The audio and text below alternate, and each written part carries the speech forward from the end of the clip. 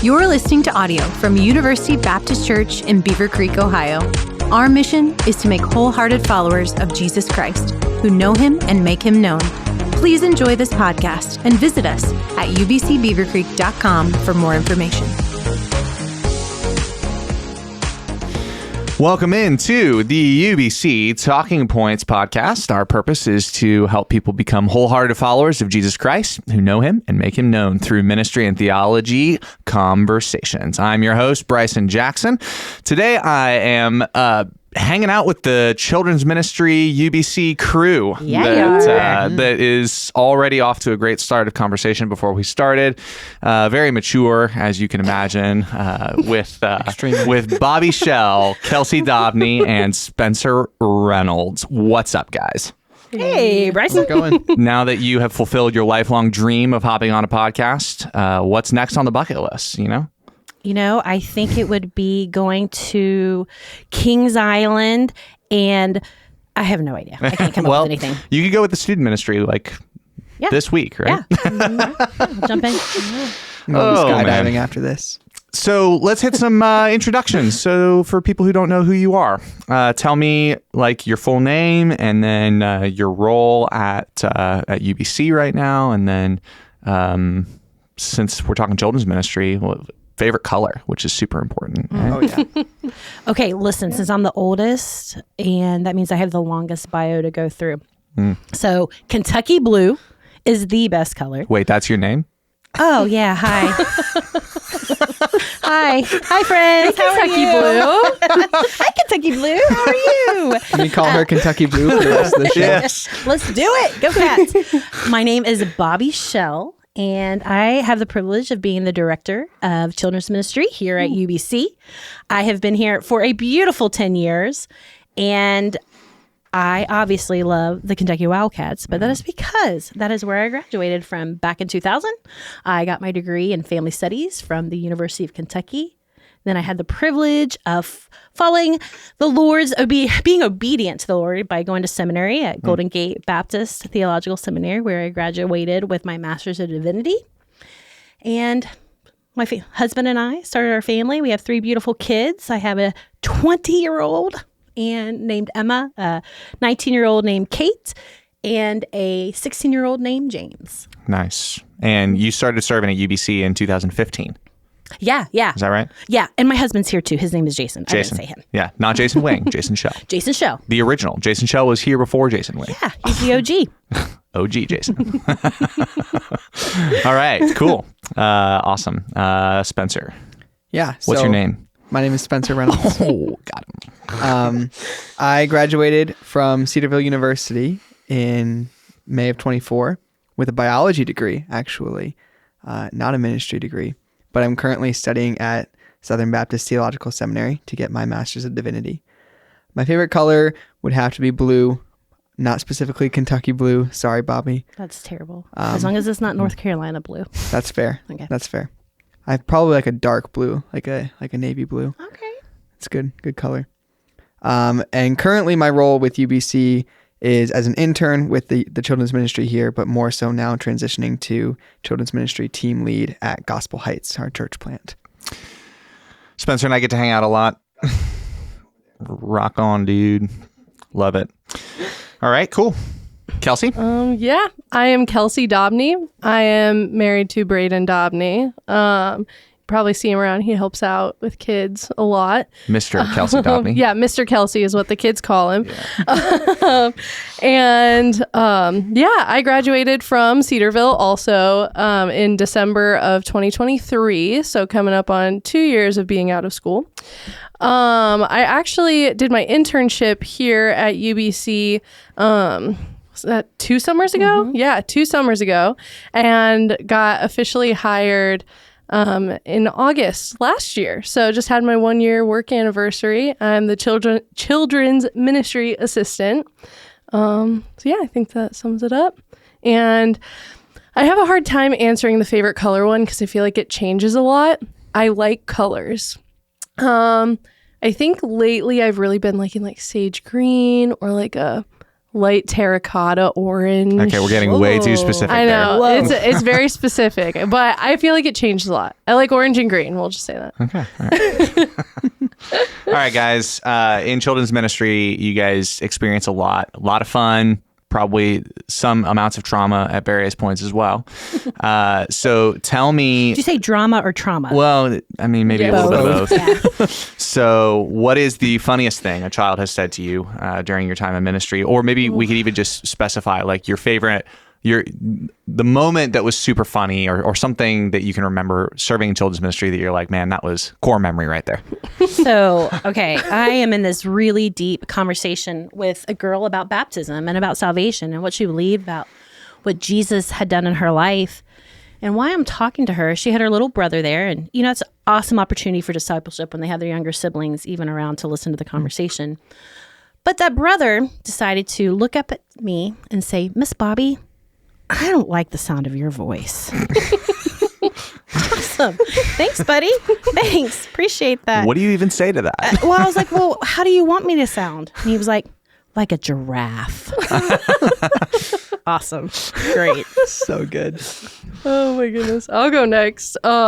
Speaking of trauma, I feel like I'm never gonna ever dye my hair again because of some of the kids at our church. No, I'm just kidding. But I dyed my hair like a darker brown. I've done it before, whatever, not anything too crazy. But for some reason, the kids thought it was like super different. They'll call you out. And yeah, so this one little 3rd grade girl was like, Miss Kelsey, I like your hair better the other way. And I was like, great, thanks. And then another girl in the next room, like literally minutes apart are these instances. And this other girl in the 4th grade room was like, Kelsey, you look scary with dark hair. I was like, oh my goodness. So I feel like that's, I don't know. I feel like that's the most funny / kind of traumatizing. Such an edifying group. Yeah. Yeah, they're very honest. Not afraid to say whatever's on their minds.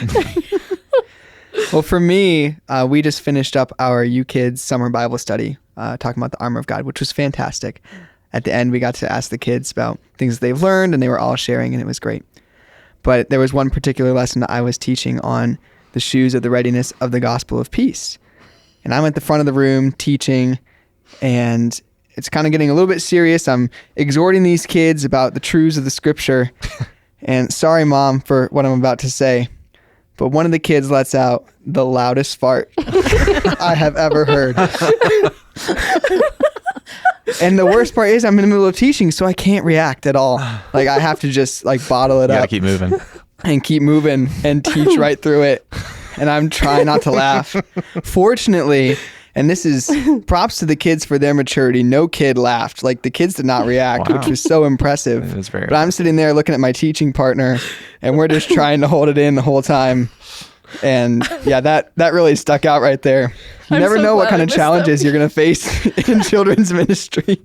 I'm so glad I Honestly. missed that week because I would not have been able to hold it together. I don't know if that happened in student ministry, if Rob could have kept Yeah. it together. Oh, I'm gonna sure say. not. I'm sure not. Happened with He would some have middle- called them out by name. some middle schoolers. Oh my gosh. Did you just fart?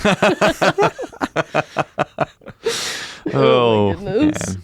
Never a dull moment. Good times, guys. Can we talk about when you were little and you wouldn't say the word at that book? What was that book? Oh my goodness. So when I was in 1st grade, we were doing like group reading time, and I was I need reading to tell the story so bad. a book, and it was called The Fat Cat. That was it. Fat. But my family, much like the word fart, was not allowed to say the word fat. So me being my Seriously, 1st grade innocent self, rather than saying like, I don't want to read this book and offering to somebody else, or just reading the word, because I didn't understand that it's not that bad of a word when you're talking about a fictional cat.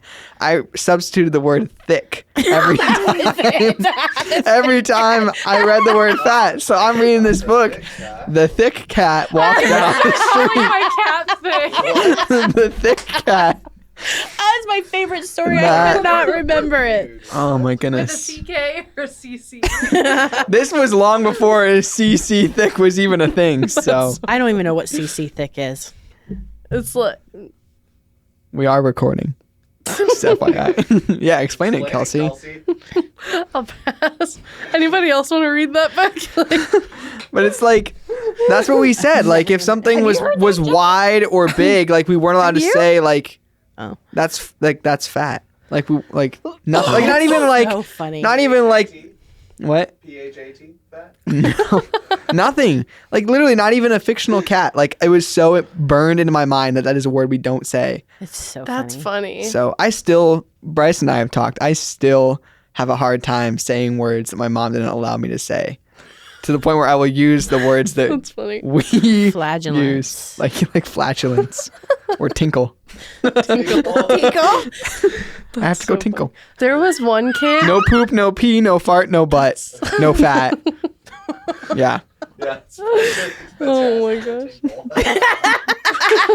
Next break. Bryson, can I go tinkle? Break.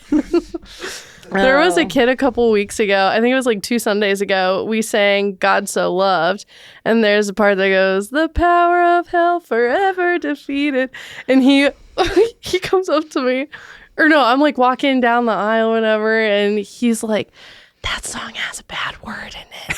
And I was like, has a bad word? And he was like, yeah. And then I was like thinking about it, and I was like, oh, does he think hell's a bad word? Because, like, it can be depending on the context. But I pulled him aside, Kelsey? And I, like, explained it to him. Shut up. What the heck kind of context are you talking about? I had someone in our 3rd grade class ask me, too, like, what's the difference between, like, talking about hell in Sunday school and then, like, people saying it as a swear word?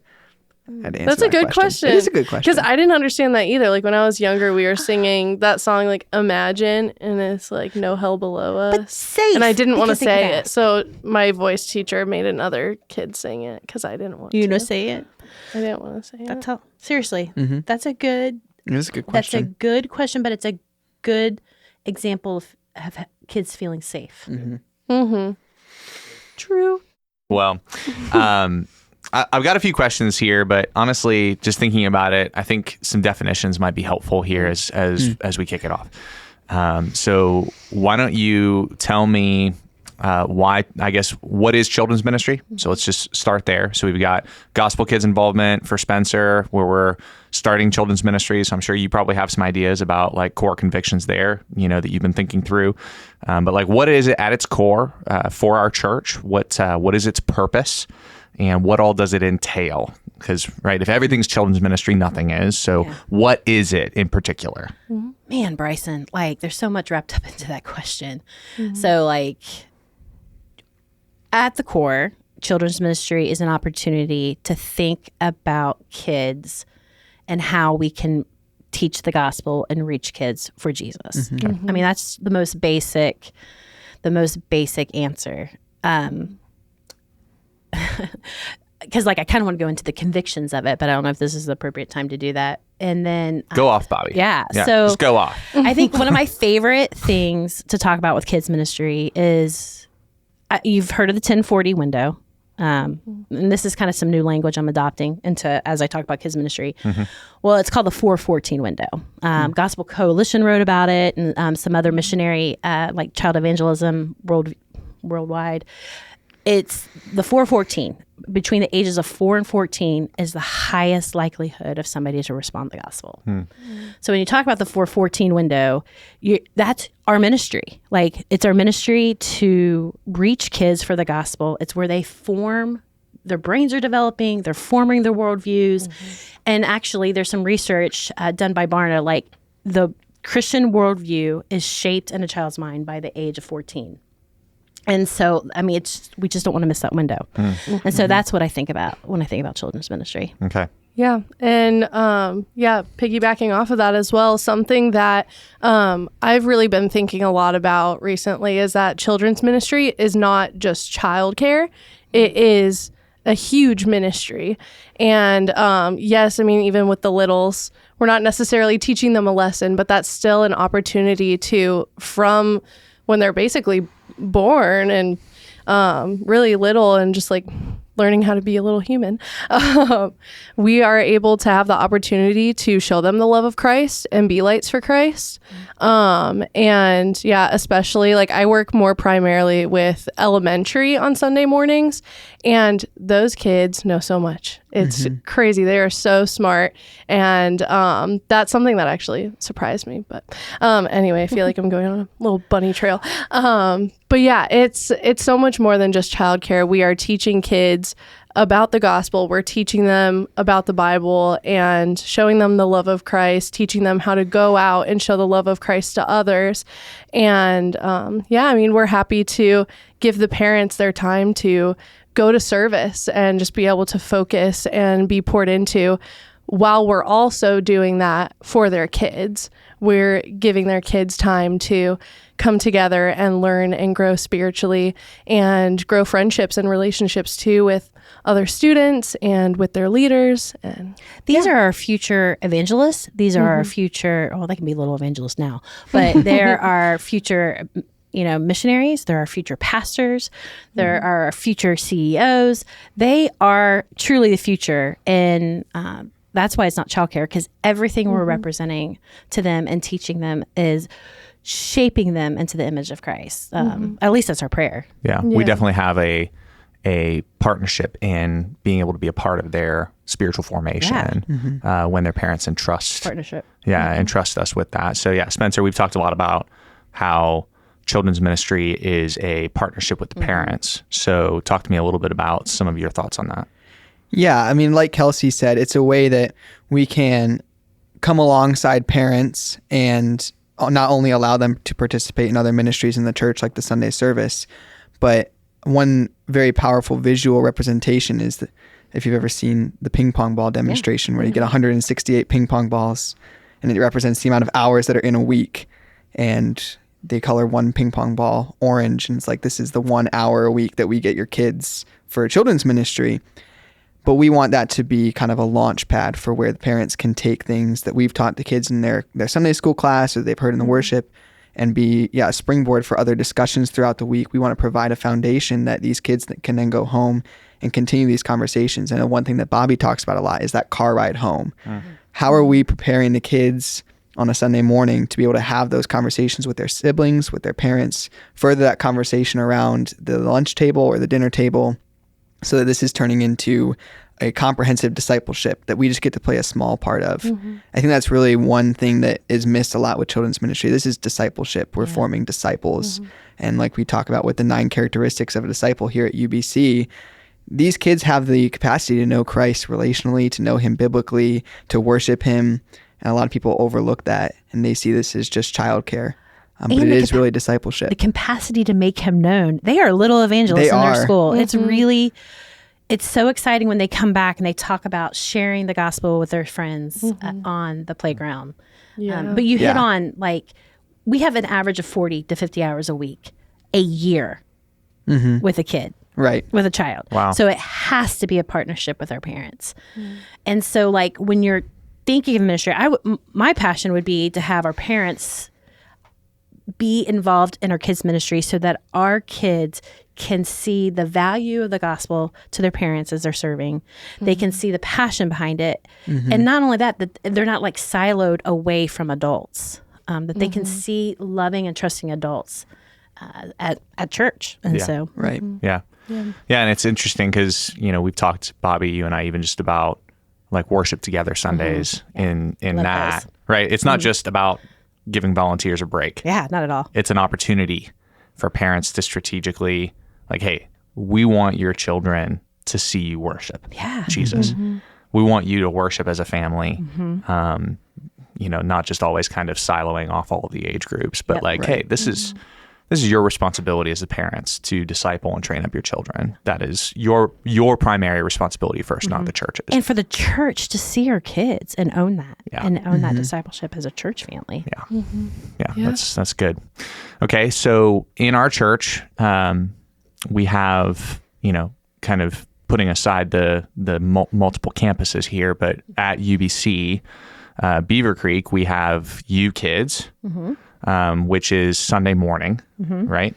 So talk to me about some of your Sunday morning organization, right? Because you've got you got chapel, but then you've got like class time.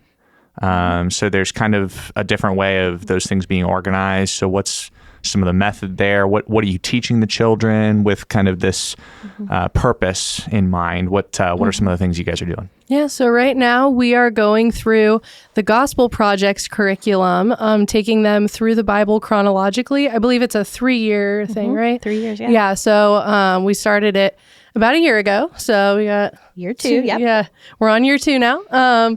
But yeah, so that's what we've been teaching them, and we're starting Solomon, starting to teach them about Solomon, just learn about David.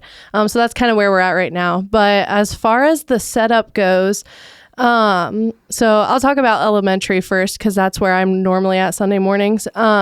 But each service has kind of a different setup, because we do have a lot of kids that are here multiple services, because maybe their parents are doing like a class or becoming members or something like that, or maybe they're serving one service and attending another.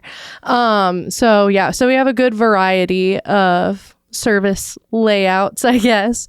But the first service and the last service, so 8 o'clock and 11, we have it set up in like a rotation style. So for a little bit, they'll be in their classroom for like welcome time and drop off. And then they'll rotate into like Bible story time at one point, and they'll rotate to small group time at some point. And all 3 services, we do have worship, which we can talk more about later if you want. Worship through music. Yeah, worship through music. Yes, thank you. But yeah, so we do have that as a part of our schedule for all 3 services. And the 9:30 service is primarily in the U Kids Chapel. And so that service, it's my personal favorite. I don't know if I'm allowed to have favorites, but I think it's just fun to have all the kids in there together, and just being able to teach them and sing with them. And then for the preschool side of things, it's the same schedule, all 3 services for them, but we have teaching for 3-year-olds and up, so 3, 4, and 5-year-olds. And more of a, I guess, I don't like using the word childcare, but for infants through 2-year-olds, we also have volunteers in there serving those kids. And I think that sums it up. Yeah, about how many children are normally coming, like when we're on a peak Sunday? Yeah, peak Sunday would be close to 300. Okay. We rotate about 400 kids in our ministry. Like when you look at our list of members and regular attenders, we have just surpassed the 400 kid mark. Okay. But on a peak Sunday, around 300. I would say on average Sunday, we're about 250. Okay. Gotcha. Cool. So we've got the U Kids organization there, but then later in the afternoon we have Awana. Mm-hmm. So Bobbie, are you technically over Awana? Yeah, Awana falls under my purview, but we have an amazing ministry leader named Melody Ortiz, and she is guiding the way. She's guiding the vision of the ministry. She's equipping our volunteers, and she's doing an excellent job. Okay. She's really good at articulate the vision.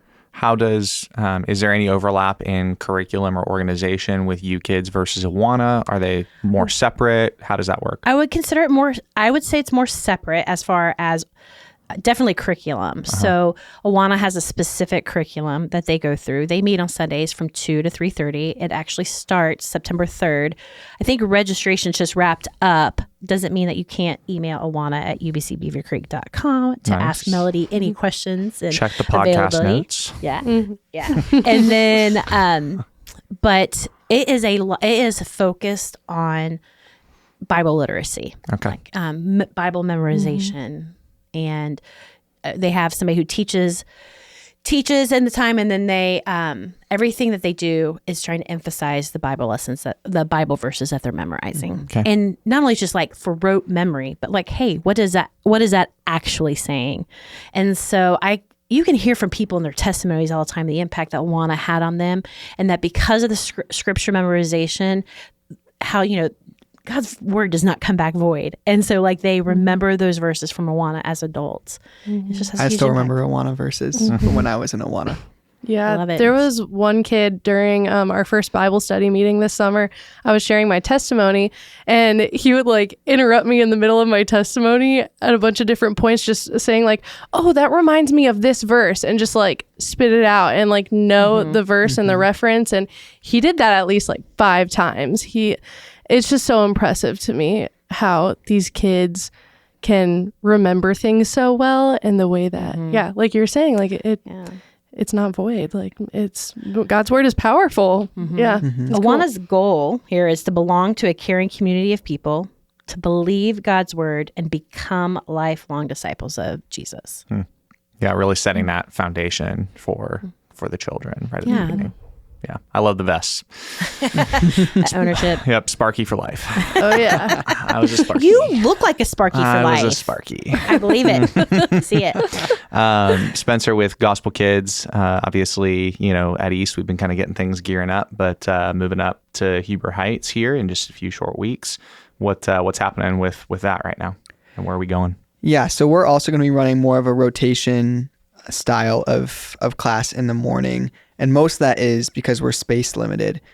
We just have 2 classrooms. So we'll be setting up a classroom for preschool and elementary age kids where they'll go through a Bible lesson, but we'll still have a nursery and toddlers classroom where they can be dropped off and ministered to as well. But we're also using the Gospel Project curriculum, and the way that our rotations will work is that each age group, so we'll have pre-K and kindergarten, 1st and 2nd grade, and then 3rd and 4th grade, we'll have one teacher that's with them the entire time and rotates around with them. And they'll do a Bible story station, an activity pages station, a worship station, and a missions moment station. And the goal of keeping the one teacher with them the whole time is just to build relationships between those kids and that adult. Like Bobbie mentioned earlier, the kids seeing the adult being willing to invest in them and take that time with them is something that is so important. And that I feel very passionately about. So we'll have one volunteer with them the whole time as they rotate through those different stations. But one thing that we are doing a little bit differently at Gospel Heights is we are encouraging kids to go with their parents to the worship session of the music worship part of the service. And that's something that we don't do at UBC. Part of that's logistically, it's a lot more difficult to get 250 kids to go from the service out to the classrooms. But we're running much smaller. Sheer volume. I know we've talked about ways that we can get the kids to be in the worship service and then have a dismissal where they go back with their teachers to their classrooms, because we also feel strongly that the kids can see their parents worshiping and enjoy that. And one of our kids right now that we have just loves music and loves to sing all the time. And she's asking almost every single week if she can be with her parents in the music portion of the service. So cute. I love that. Okay, so can I jump in here? Because Spencer's talking about his passion for a one person rotating and building that relationship. Yeah, talk about it. That's because Spencer and Carissa have lived that out. And I mean, it talks about like what's one of my favorite things over the years. And it's couples like Carissa and Spencer, because you see the impact, you see the relationship that kids have. They start to trust you. They start to open up more. But simple things that, like in our chapel time, it's Chris and Spencer's group that every kid has the Bible opened up and is opening it up, because it's the continual relationship and the continual modeling that happens. And so it was that group that was opening up their Bible. And then when we did the Bible study this summer, guess whose group had 90% of their group come, or at least they were 90% of the kids that were coming on Sunday. It was those 3rd graders. And that just shows you the impact that relationship has. And so he lives out what he's asking of other people. I love that. And I think that, Bobbie, as you've started to focus on that with volunteer asks as well, of, hey, don't view your volunteering with children's ministry as filling a hole, or just like, oh, we need X amount of volunteers for children's ministry, so can you just sub in? No. View it like, I'm getting in the trenches with these children, getting to know them, loving them, pouring into them over a period of time of consistency, where they have, you were calling it who's your... my Verna Stork. Verna. Who's my Verna? Yeah. Who's your Verna? Who's your Verna? Yeah. Talking about those influential people in your life that were like your Sunday school teacher, your, somebody who's teaching you the Bible in church as a child?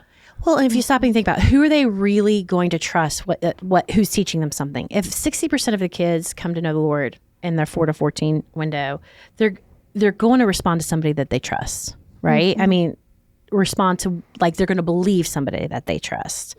And so seeing our kids have those relationships and knowing that they have outside relationships outside of their parents, that there's other trusting adults who love Jesus and who are modeling it, it helps them to believe the truth because they're seeing it with their own eyes. And so we really do want, especially in our elementary, we really want people to start partnering with our kids and serving more often. Right now we're asking for 1 month a quarter. And so then that way they're with them 4 times, and they only have like 6 people that they're interacting with over the year. And but if you want to serve one whole quarter, every other quarter, we can do that too. We used to do that before 2020. 2020 kind of was we all had to learn how to do ministry after 2020 again, right? But I think that all goes back to what we were talking about at the beginning with what is children's ministry. And I feel like there's not many other ministries that we treat like children's ministry as far as the being on just like 1 week or just subbing in randomly and then you never welcome do it again. Team, yeah. So, welcome team, worship team maybe. But like if we had a different person up there preaching every single Sunday and we weren't hearing from Jason consistently over and over again, weren't building that trust with him, then we'd really struggle to grow. But with children's ministry, a lot of times people are like, oh yeah, we can put whatever people we want in there and as infrequently as we want, and it doesn't really matter because it's just the kids. As long as they're getting the lesson and hearing the story, then it's fine. But building those relationships is so key, and having people that are in there consistently to build that trust, like Bobbie said, so that those kids feel comfortable responding is so key. There you go. Well, let's take a quick break, and then we'll dig back in. Hey guys, if you want to learn more about the children's ministry at Gospel Heights, you can find more information at our website, gospelheightschurch.com/gospel-kids, or find the link in the podcast notes. Hey, if you would like to learn more about the children's ministry at UBC, you can go to ubcbeavercreek.com/ukids or find the link in the podcast notes. Now back to the episode. All right, we are back, and we've got more questions, more places to go, things to discuss, all the things with children. So we were just talking about this whole concept that a lot of people throw out when we ask for volunteers, okay? And it's the end conversation, I'm not good with kids. What do you say to the church member that says, I'm just not sure I can volunteer because I'm not good with kids? I say, how do you know if you've never volunteered with kids? But what if they have? I got stories, man. Usually they're not true. I'm just kidding. I feel like the 2 things I hear, I don't know if you guys hear this, I hear, been there, done that. Ooh. Got burnt out. Yeah. And then I'm not good with kids or I'm not called to do kids. And I think that's the big thing pushing back. Like, why do you say that? And then honestly, like, discipleship is important in our church. And so who else are you going to disciple? When you have that, we're talking about that 4-14 window, talking about 63% of kids between the ages of 4 and 14 come to know the Lord. Where else, where else you want to share the gospel? We want everybody a part of it. Yeah. And with the burnout thing too, like I noticed, especially this summer being short on volunteers, it was like we just didn't have enough people serving. So I had to keep asking the same people every single week to serve, which, I mean, I like being here every week. But I know that you can get burnt out when you are the same person every single week and I don't know. We talk about that. We talk about. I hear what you're saying there because we're talking about in this. We're saying every week, but that's what we want. Like we want our people to be Averna. We want them to be the person that's in their life, but we want to equip our volunteers. Like when you don't feel equipped and you're doing it last minute, you can very much get burnt out because when you're not feeling equipped or have the resources. And so we want to equip and resource our volunteers. We will walk alongside you. We want you to be a part of our ministry. We're pretty fun. Yeah. And I feel like, too, it's easier to get burnout quickly when it's not viewed as a ministry and it's more of, I'm just filling a hole. But when you view it as, I am ministering and discipling these kids, and it's fruitful and you feel encouraged by it when you know that you're building these relationships and sharing the gospel and having good conversation. And so I think burnout just happens either, just when it's viewed as filling a hole, I feel like. And I think a lot of people, and I won't speak for everyone, but it takes time. Like children's ministry takes time. I remember, like Bobbie was saying, my wife Chris and I served in a third grade classroom, and we were in there every week. And the first 3 or 4 months really were really hard. And we still didn't get to know the kids as well during that time. We were trying to learn their names and learn where they went to school and their family dynamics and things like that. But when you get to the end of the year and we were leaving and these kids are coming up to us and sharing things that they learned, 6, 7, 8 months ago when we thought the ministry was not going very well. And when they were sad to see us leaving, that made any discomfort that we felt along the way just very insignificant. And I think some people, they go into children's ministry or kids ministry for a couple months and they're not seeing any fruit. So then they're like, oh, I'm burnt out because this isn't working. And a lot of times it takes time. And we treat any other discipleship relationship that way. It takes time. And you have to give the children time as well to open up and trust you and to start to see the seeds that you've planted begin to grow. And sometimes we don't get to see the seeds, but sometimes we do get to hear about it. My mom, who is still going to my home church, and a church that I was on staff with prior to UBC, had a family that transitioned to my home church, and they're 30 minutes apart. So it was kind of weird for me. Family I'd ministered with at this one church was back at my home church with my mom. And literally in the last couple of months, the mother came up to me and said, hey, my daughter was giving her testimony, and she gave a shout out to Bobbie about the influence and the impact that she had on my daughter's life. And it was she's 24 years old now. I had no idea that I had that big of an impact. So sometimes the Lord gives you a little glimpse of the impact that you've actually had on someone through that time. But we're also not doing it for the shout outs, really. I mean, sorry. You can go on a random thing about that too, but yeah, I think it's interesting because it's very common, I think, for people to talk about the gift area thing and to kind of use that as a reason why they don't get involved in children's ministry. But I do think that something that I would just want to continue to challenge our church and other just Christians in general on is, man, think more about needs and less about what you want to do, right? Because I do think that just seeing needs in our churches, seeing needs in our families, in our Christian circles, is a good way to figure out what we need to be doing. When we just see needs and we recognize those things and then just are ready to step up when needed. Yeah. I think that's a really important thing, even if it's not a perfect gift fit. But just to say, this needs to be done and I want to step in, and step up to the plate. And when it comes to investing in children in church, I think that's definitely something that a lot of people might say, oh, well, I don't necessarily feel like this is my gift area. But man, I just think if more of us just said, this is a need and I know that I can fill it right now,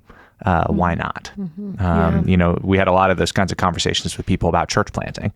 Nobody ever views themselves as the person that's going to go out and plant a new church or be a part of a church plant. But the people who say, I could, right? The people who say, why not? Those are the ones that wind up stepping forward and being willing to take a risk. And I think it's the same with stepping into a place like children's ministry, even if you don't necessarily feel like, oh man, I'm just so gifted with kids, or man, I just click with children or something like that. But just to say, I can. Yeah. Why not? And just being willing to step up to the plate. I think that's something that's really important for us to continue to cast that vision and see children's ministry forward in the future. Yeah, and sometimes God calls us out of our comfort zones. And for me, I originally wanted to work with youth ministry because I had this idea in my head that it was teenagers that you were able to have those deeper conversations with. But as I did my internship with Bobbie 2 years ago, I started to realize like, wow, these kids are able to learn and retain so much. And it's just such a fruitful ministry, and it's so encouraging to me every single week. And it's something that wasn't necessarily my comfort zone at first, but now being 2 years into being involved in this ministry, it's just always so encouraging. And it's one of the best things that God has led me to. So, yeah. Well, and two, just don't throw all of it out the window. I mean, we serve 0 to basically 12 years old. I mean, and there's a lot of different needs between infants and our 5th graders, but yet there is an opportunity for us to try you in different areas to see if it is a gifting. And some people realize, oh my goodness, I may not be as good with kindergartners, but the 4th and 5th graders, like that's my jam. I can do that. But we just give it a try. Let us put you in different spots to find out what's a good fit for you. Yeah, that's good. So we wanted to talk a little bit more about parent partnership as well. So just to kind of bring the conversation back to what it looks like for us to put the ball in the parents' court and assist parents rather than children's ministry being the end goal. Talk to me about some of the strategy behind how we do that, and what it looks like for us to equip parents and view children's ministry more as a helps for the family rather than like this is the end all of discipleship. What does that look like strategically? Spencer talked about the car ride home, which I think is important. And the car ride home is what impacts like what we teach. So it's important to me that our preschooler and our elementary age families that have kids in both age groups, that they can talk about the same thing, maybe at different levels. So the curriculum for me is I want it to be the same, and they're at least the same topic for all age groups, so that car ride home can be pretty strategic and the rest of the week can be strategic. So that's one area of how we choose curriculum and why we choose it the way that we do. I don't know, Spencer, do you have other things, or Kelsey? Yeah, I mean, with our curriculum, we also have weekly emails that we send out on Sunday mornings, and those go just to the parents so that they can use that kind of as a guideline for this is what your kids are learning on Sunday morning, and they can kind of stay up to date on that and be able to initiate conversations with them. So, and could create a good framework for family devotionals throughout the week, and allow you. I mean, you're going through the whole Bible every 3 years, and so think about that. Like your child, from the time that they leave, if it's from 0 to 12, they've gone through the Bible 4 times when they leave. So that's a lot of opportunity to talk about different things about the Bible. Yeah, I think even something as small as sending any materials that they get in the class home with them. There's a lot of kids, they finish their activity page or their word search, whatever, and they just want to throw it away. But one thing that we encouraged our students to do is take it home, so that's something tangible that they can have as a reminder for their lesson. A lot of times it has like the verse that we studied or some key words, so the parents can use that as well to help remind the students of the lesson throughout the week. So even something as simple as sending home, whether it's that, I know the Gospel Project also offers little verse cards to send home, just any kind of tangible reminder that can be a springboard for discussion later in the week is really helpful for giving to parents.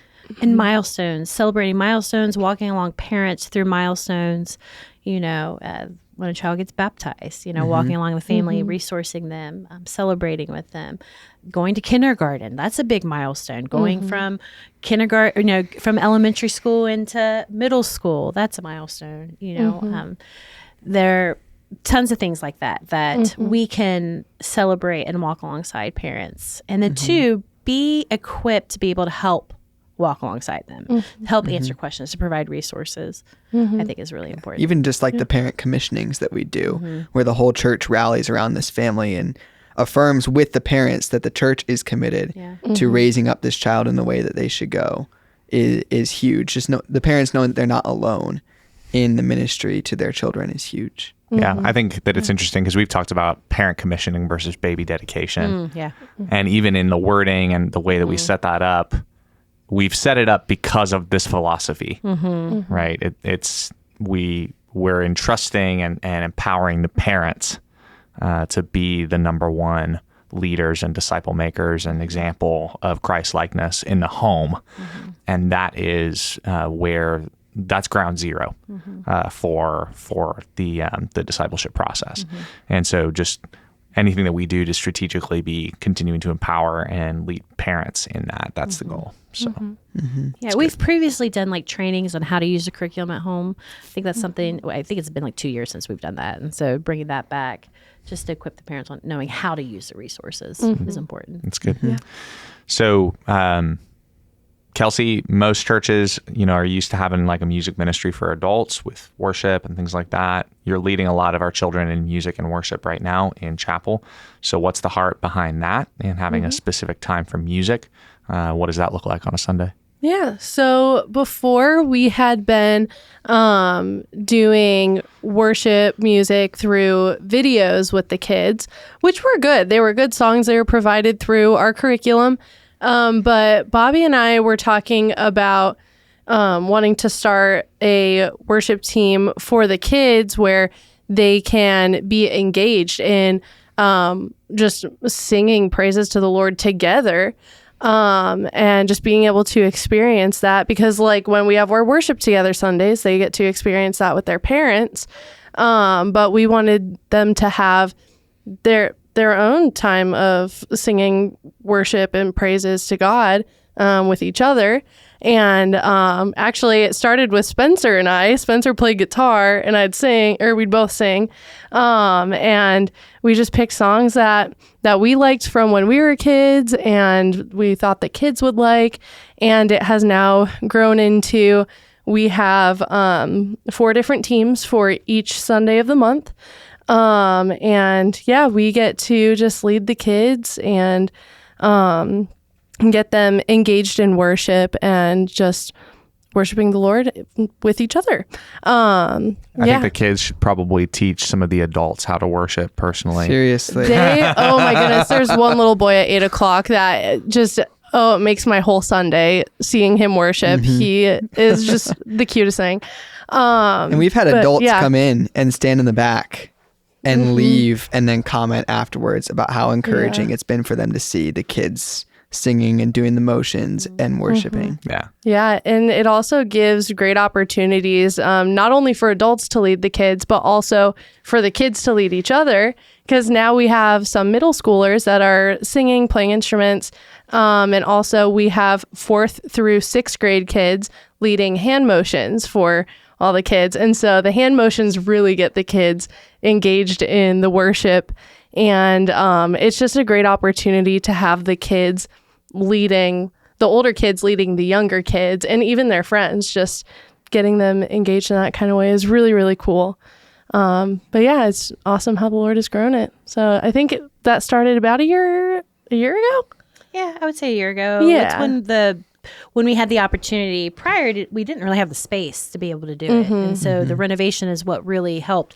I mean, it's been, I want to say, I just remember coming on staff and that I wanted to do something like this. And especially with the discipleship piece, the motions team with the kids, I just really thought that it's just another level to one that they learn how to serve, but then they would be poured into by a leader who would teach them how to worship, how to lead worship. And I wanted that level of discipleship in the ministry. And that's a really fun group of kids. Yeah. And I've gotten to have meetings with our motions team kids and just talk to them about like, who do we worship? Why do we worship? What does worship look like? And so that's been really, really cool. And great opportunities. I feel like I've also seen an increase of over 4th and 5th grade students engaged in it because their peers are doing it. Yeah. Yeah, definitely. That's good. All right. Well, I want to try to kind of wind this down. But obviously right now this is, peak time with Move Up Sunday. So we're recording this beginning of August. Move Up Sunday is right around the corner. By the time this comes out, it probably will have already happened.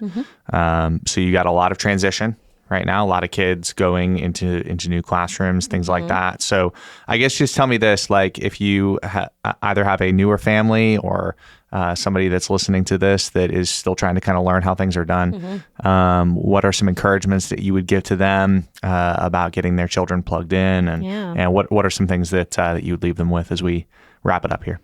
Well, one thing that we do have, which I know is unique and not quite common across churches, but is we do have registrations for every Sunday.